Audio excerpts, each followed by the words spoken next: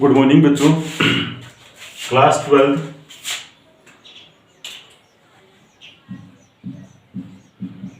विषय जीव विज्ञान। ठीक है।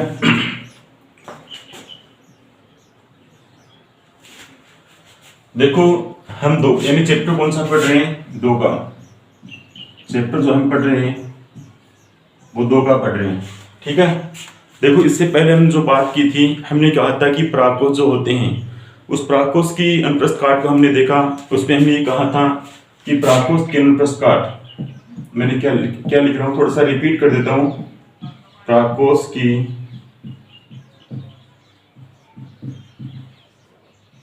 अनुप्रस्थ काट में 4 परतें पाई जाती हैं।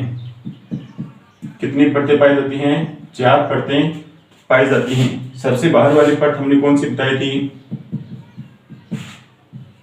एपिडर्मिस। दूसरी हमने परत कौन सी बताई? एंडोथीसियम। तीसरी परत हमने कौन सी बताई? Middle layer. और चौथी परत हमने कौन सी बताई? टेपिडम। इनके बारे में हम पढ़ चुके हैं। हमने कहा था कि सबसे बाहरी जो परत होती है वह कौन सी होती है? एपिडर्मिस होती है। दूसरी जो परत होती है वो कौन सी होती है? एंडोथीसियम होती है। तीसरी जो परत होती है वो कौन सी होती है? Middle layer. और यानी 4 नंबर पर जो परत पाई जाती है सबसे आंतरिक, ये तो क्या होती है? सबसे बाहरी। और ये सबसे क्या होती है? आंतरिक। ठीक है। सबसे इंपॉर्टेंट जो परत यहाँ पर मान कर सकते हैं वो यही। ये बाहरी होने के साथ साथ में मैंने आपको क्या बताया कि ये सुरक्षा का भी कार्य करती है। ठीक है। सबसे पहले स्पुटन, सबसे पहले स्पुटन इसमें ही होता है। ठीक है। ये परत जो होती है भोजन, और ये परत क्या करती है? भोजन देने का ही कार्य करती है। ठीक है। यानी यहां तक हम पढ़ चुके हैं कि परागकोश की जो अनुप्रस्थ जो काट होती है उस अनुप्रस्थ काट के अंदर यानी 4 परतें पाई जाती हैं। एपिडर्मिस, एंडोथीसियम, मिडल लेयर और टेपिडम। ठीक है। आज जो हमारा टॉपिक रहेगा उस टॉपिक में हम क्या बताते हैं कि बीजाणुजनन, माइक्रोस्पोरोजेनेसिस।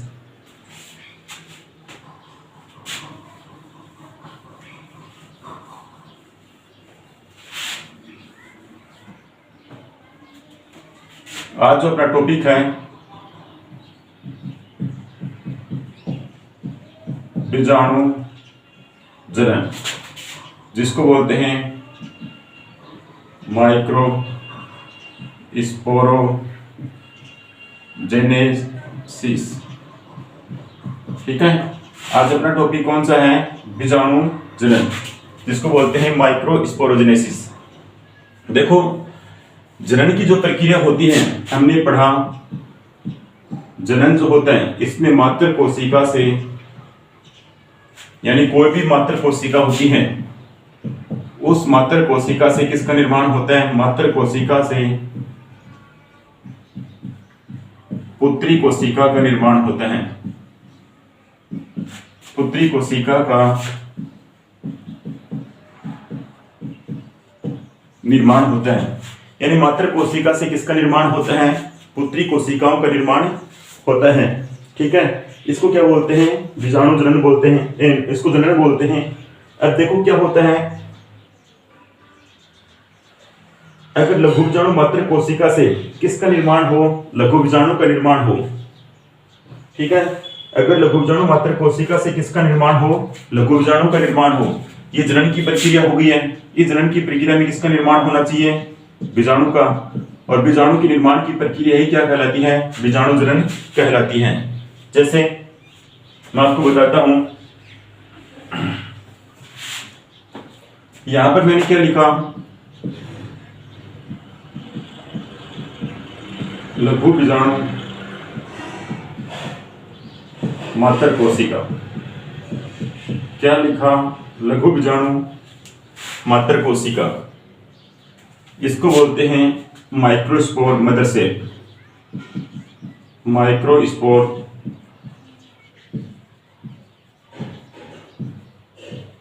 Mother cell. कौन सा जनन करता है? अर्धसूत्री विभाजन। कौन सा जनन करता है? अर्धसूत्री विभाजन। कौन सा जनन हो रहा है यहाँ पर? अर्धसूत्री विभाजन हो रहा है। और किसका निर्माण होता है?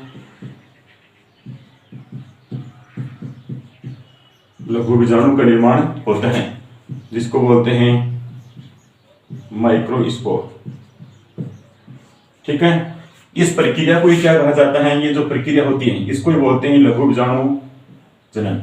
ठीक है, देखो जैसे आपको डायग्राम से समझ में आ रहा होगा कि लघु बीजाणु मात्र कोशिका यदि अर्धसूत्री विभाजन करके लघु बीजाणु का निर्माण करती है तो उसी प्रक्रिया को क्या कहा जाता है? बीजाणु जनन कहा जाता है। क्या कहा जाता है? बीजाणु जनन कहा जाता है। इसकी डेफिनेशन मैं यहां पर लिख देता हूं। जब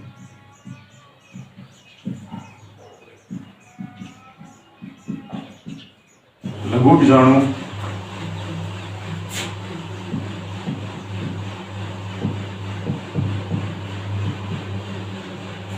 मात्र कोशिका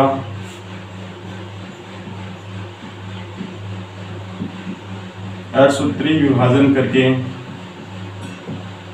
अर्धसूत्री विभाजन करके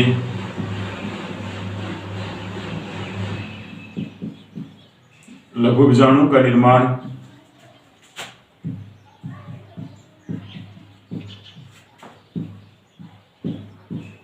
करती है, उसे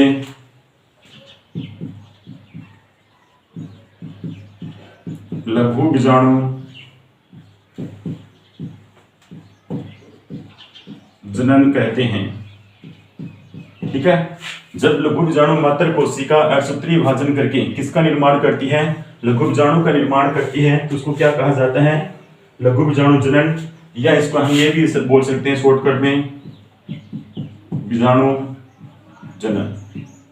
ठीक है, तो ये परिभाषा शायद आपको समझ में आ रही होगी कि जब लघु बीजाणु मात्र कोशिका अर्धसूत्री विभाजन करके लघु बीजाणु का निर्माण करती है तो उसको क्या कहा जाता है? बीजाणु जनन कहा जाता है। ये लघु बीजाणु किस रूप में व्यवस्थित होते हैं? टेट्राड यानी चतुष्क के रूप में व्यवस्थित होते हैं। आगे बात आती है, ये लघु बीजाणु जो होते हैं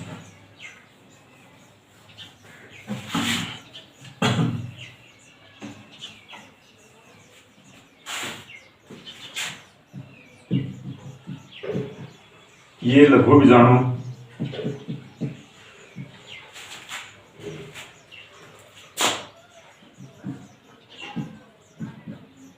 चतुष्क जिसको बोलते हैं टेट्राड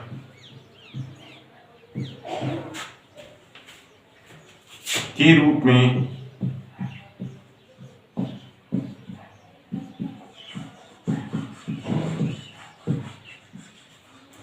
व्यवस्थित होते हैं। किस रूप में व्यवस्थित होते हैं? ये लघु बीजाणु जो होते हैं टेट्राड के रूप में व्यवस्थित होते हैं।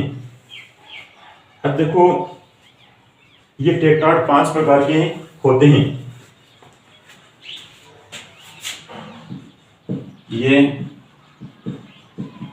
चतुष्क,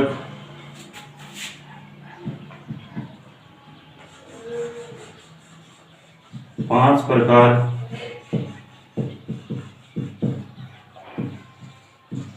के होते हैं। कौन कौन से होते हैं? जैसा टेट्राहेड्रल, टेट्राहेड्रल,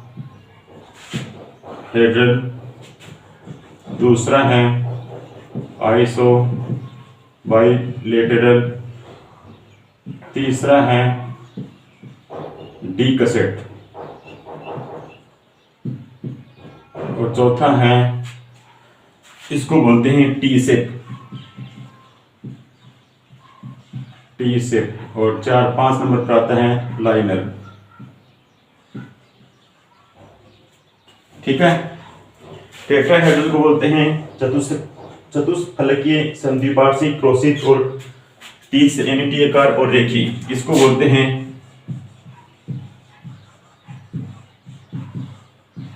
समचतुष्कीय, इसको बोलते हैं समद्विपार्श्विक,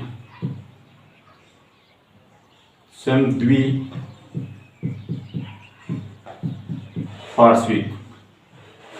ठीक है। डी के सेट को बोलते हैं क्रोशित, इसको बोलते हैं टी आकार, इसको बोलते हैं रेखीय,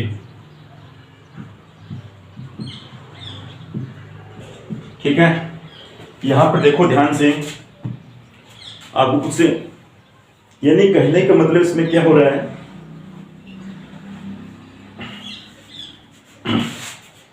देखो जैसे ये प्राकण है, ये प्राकण है, ये प्राकण है, ये प्राकण, प्राकण की व्यवस्था के आधार पर यहां पर चतुष्क को माना गया है, यानी प्राकण की व्यवस्था के आधार पर किसको माना गया है, चतुष्क को माना गया है, ठीक है।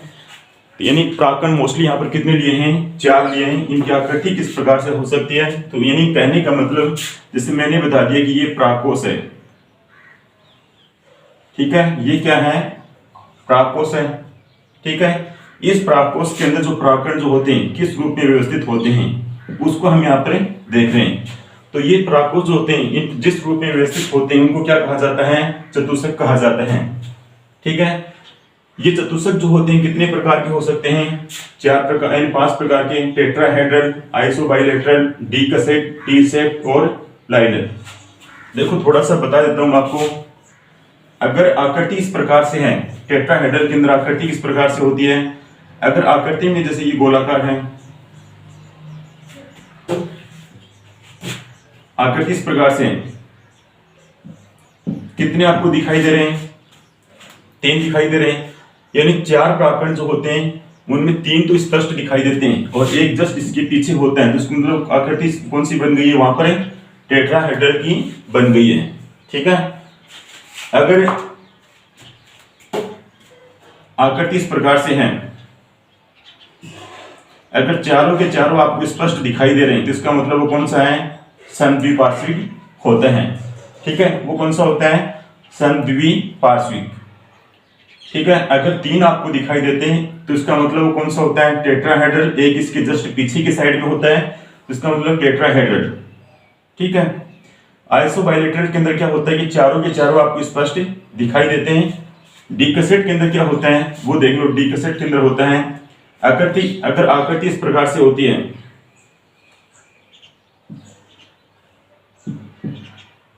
ऐसे,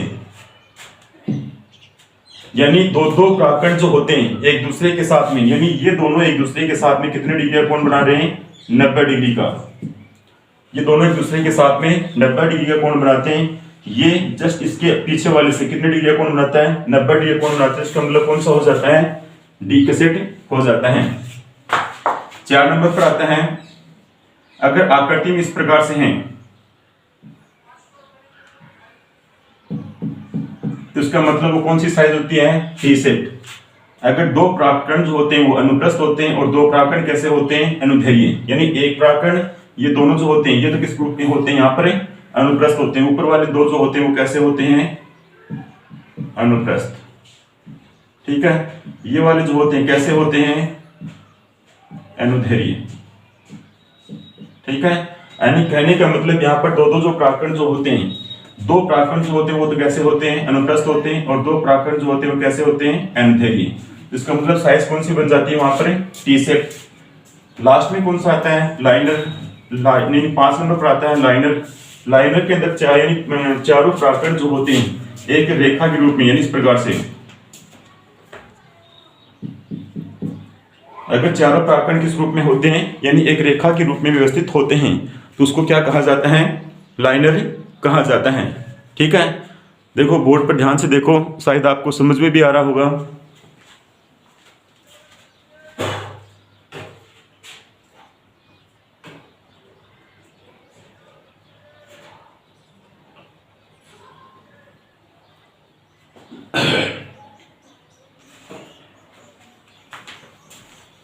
ठीक है, तो याद रखना है टेट्राहेड्रल के अंदर तो क्या होते हैं कि 3 स्पष्ट दिखाई देते हैं, एक जस्ट इसके पीछे होता है, तो उसका मतलब कौन सा होता है, टेट्राहेड्रल। आइसोबाइलेटरल के अंदर क्या होते हैं, चारों के चारों स्पष्ट दिखाई देते हैं, और जबकि डी कैसेट में क्या होता है कि दो एक दूसरे के साथ नहीं, कितने डिग्री कोण बनाते हैं, 90 डिग्री कोण बनाते हैं। टी सेप में क्या होते हैं, 2 तो अनुप्रस्थ होते हैं और 2 कैसे होते हैं, यहाँ पर अनुदैर्घ्य होते हैं। और लाइनर के अंदर चारों के चारों कैसे होते हैं, यहाँ पर यानी एक रेखा के रूप में व्यवस्थित होते हैं। सबसे पहले बात करते हैं टेट्राहेड्रल की।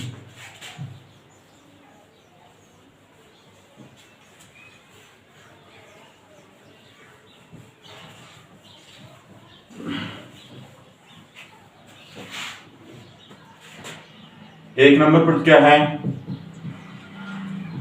टेट्राहेड्रल, जिसको बोलते हैं समचतुष्फलकीय, समचतुष्फलकीय। ठीक है, इसमें देखो क्या लिखते हैं, इसके अंदर 3 लघु बीजाणु स्पष्ट दिखाई देते हैं और एक लघु बीजाणु जो होता है इस स्थिति के अंदर, यहां इसमें 3 लघु बीजाणु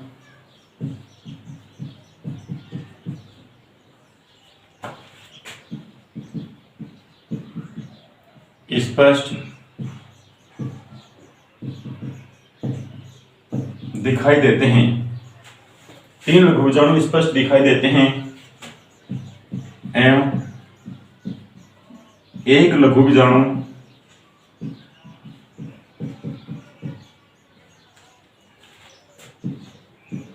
इसके पीछे स्थित होता है, एक इसके पीछे स्थित होता है। एग्जाम्पल अगर देखना चाहें तो क्या लिख सकते हैं, अधिकांश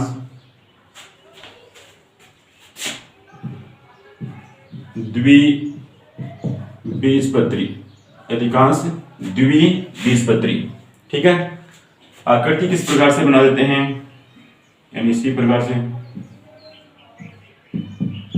3 तो क्या हो रहे हैं, स्पष्ट दिखाई दे रहे हैं, और एक जो होता है वो जस्ट इसके पीछे व्यवस्थित होते हैं। इसके बाद में यानी 2 नंबर पर क्या आता है, आइसोबाइलेटरल,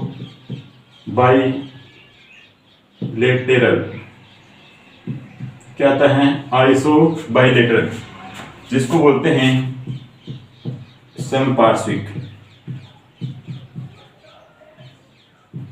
ठीक है, इसमें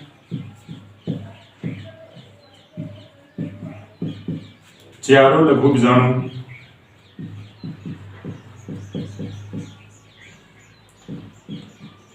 एक ही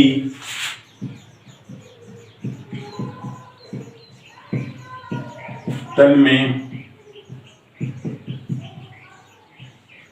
व्यवस्थित होते हैं। ठीक है, एक ही तल में व्यवस्थित होते हैं।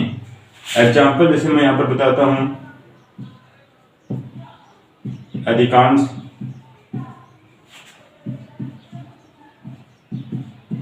एक बीजपत्री में, अधिकांश एक बीजपत्री। ठीक है, इसकी आकृति बनाते हैं इस प्रकार से, ऐसे। ठीक है, चारों के चारों आपको यहां पर क्या देते हैं, स्पष्ट दिखाई देते हैं। इसका मतलब ये कौन सा हो गया, आइसोबाइलेटरल। 3 नंबर पर क्या लिखते हैं, थोड़ा सा ध्यान से देख लो, डी कैसेट।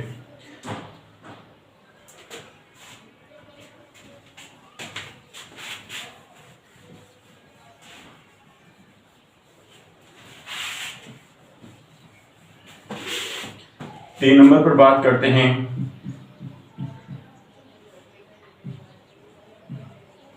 डी कैसेट की। ठीक है, इसको हिंदी में बोलते हैं क्रोसित, क्या बोलते हैं, क्रोसित। इसमें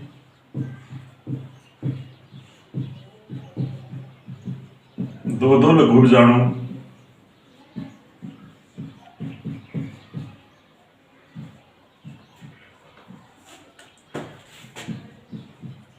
एक दूसरे के साथ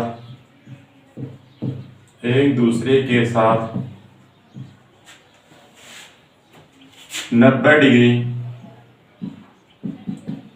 का कोण बनाते हैं। इसमें दो लघु बीजाणु एक दूसरे के साथ में 90 डिग्री का कोण बनाते हैं। इसका एग्जाम्पल है मैग्नोलिया। एग्जाम्पल ध्यान रखना है, कौन सा एग्जाम्पल है, मैग्नोलिया, ठीक है। और कितने डिग्री कोण बनाते हैं एक दूसरे के साथ में, 90 डिग्री कोण बनाते हैं। एग्जाम्पल इस प्रकार से, और इसकी संरचना इस प्रकार से बनती है। यानी ऊपर वाले दोनों एक दूसरे के साथ में कितने डिग्री कोण बनाते हैं, ये इसके साथ में 90 डिग्री कोण, और ये जस्ट अपने के पीछे वाले के साथ में 90 डिग्री कोण बनाता है। 4 नंबर पर आता है टी सेट।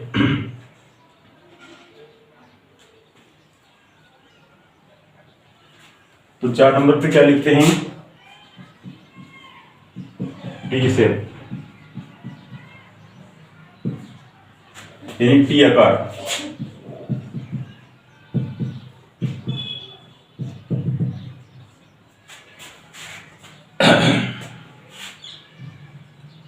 इसमें चारों लघु बीजाणु की आकृति, चारों लघु बीजाणु की आकृति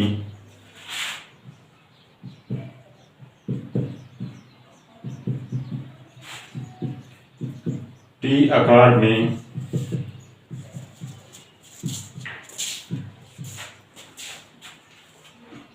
दिखाई देती हैं। इसमें चारों लघु बीजाणु की आकृति टी आकार में दिखाई देती हैं। ऊपर वाले दो लघु बीजाणु, ऊपर वाले दो लघु बीजाणु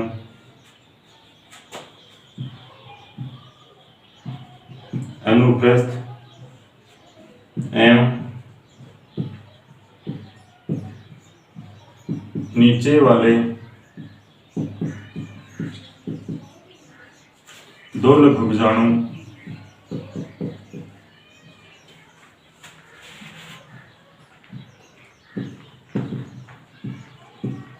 अनुदैर्घ्य होते हैं। ऊपर वाले दो लघु बीजाणु अनुप्रस्थ और नीचे वाले दो लघु बीजाणु अनुदैर्घ्य होते हैं। इसका एग्जाम्पल मैं आपको यहां पर बताता हूं। एरिस्टोलोकिया, कौन सा लोकिया, एरिस्टोलोकिया। और साइज किस प्रकार से बनती है, इसका एग्जाम्पल बहुत इंपॉर्टेंट रहेगा यहां पर, ऐसे, ठीक है। तो एक तो कौन सा बता दिया हमने, बोर्ड पर आपको साफ दिखाई दे रहा होगा। यानी इसमें चारों लघु बीजाणु जो होते हैं उनकी आकृति किस रूप में होती है, टी आकार में दिखाई देती है। ऊपर वाले दो लघु बीजाणु अनुप्रस्थ और नीचे वाले दो लघु बीजाणु कैसे होते हैं, अनुदैर्घ्य होते हैं। और इसका एग्जाम्पल कौन सा है यहाँ पर, एरिस्टोलोकिया, ठीक है। आकृति इस प्रकार से होती है। प्लस सबसे लास्ट में आता है लाइनर। इस प्रकार के टेट्राड में चारों लघु बीजाणु एक रेखीय रूप में व्यवस्थित होते हैं और इसका होता है हेलोफिला। एग्जाम्पल कौन सा होता है, हेलोफिला। सबसे लास्ट में कौन सा आता है,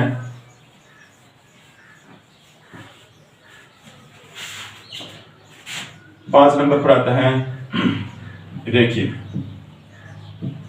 जिसको बोलते हैं लाइनियर। इस प्रकार के टेट्राड में, इस प्रकार के टेट्राड में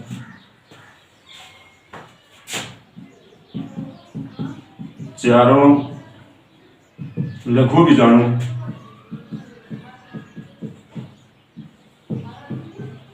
एक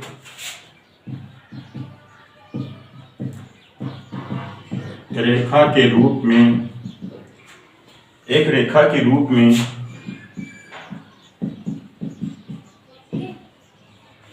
व्यवस्थित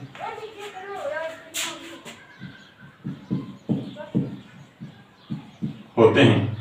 तो इसका एग्जाम्पल हमने यहाँ पर बता दिया, हेलोफिला। कौन सा एग्जाम्पल बता दिया हमने यहाँ पर? हेलोफिला। ये कैसे होते हैं? इस प्रकार से,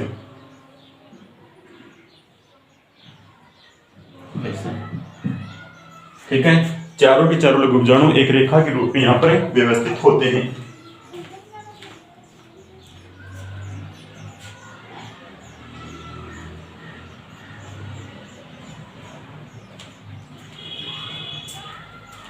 इसके लास्ट में एक नोट लगाकर एक बात आती है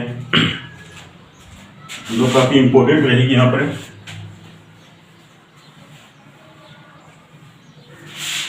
नोट लगाकर एक बात लिख रहा हूं, देखना। चारों लघु बीजाणु जो होते हैं वो केलोज भित्ति के द्वारा आपस में चिपके हुए होते हैं। यानी किसके द्वारा? केलोज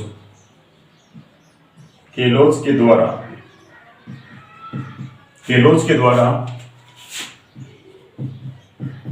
चारों लघु बीजाणु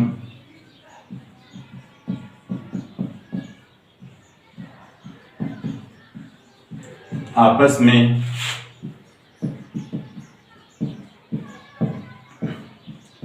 चिपके होते हैं। क्या होते हैं? यानी केलोज के द्वारा चारों लघु बीजाणु आपस में चिपके हुए होते हैं। अर्थात देखो ध्यान से, अगर ये है, ये है, ये है, ये है, इस प्रकार से, ठीक है। तो इनके बाहर जो, यानी कहने का मतलब इनके बाहर जो परत होती है वो किसकी बनी हुई होती है? केलोज की बनी हुई होती है, ठीक है। इसके बाहर जो परत आपको दिखाई दे रही है वो किसकी बनी होती है? केलोज की बनी हुई होती है। और चारों लघु बीजाणु जो होते हैं वो केलोज के द्वारा आपस में क्या होते हैं? चिपके हुए होते हैं। जब ये अलग होते हैं, इनको परिपक्व होने के पश्चात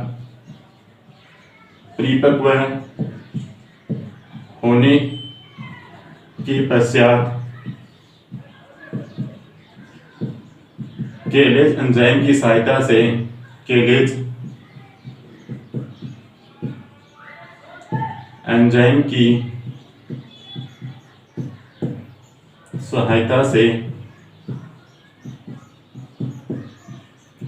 अलग हो जाते हैं। कौन से एंजाइम की सहायता से अलग होते हैं? केलेज एंजाइम की सहायता से चारों के चारों क्या हो जाते हैं? अलग हो जाते हैं, ठीक है। इतना आपको ध्यान में रखना कि किसके द्वारा आपस में जुड़े हुए होते हैं? ये केलोज के द्वारा आपस में जुड़े हुए होते हैं और केलेज एंजाइम की सहायता से सारे के सारे क्या हो जाते हैं? पृथक, ठीक है। क्योंकि एंजाइम यहाँ पर तोड़ने का कार्य करता है, तो चार जब यहाँ पर कौन सा एंजाइम आएगा? केलेज एंजाइम, ठीक है। तो चारों क्या हो जाते हैं? पृथक हो जाते हैं इस प्रकार से, ठीक है। तो आज की क्लास में केवल इतना ही, बाकी बातें हम कल करेंगे। Thank you very much.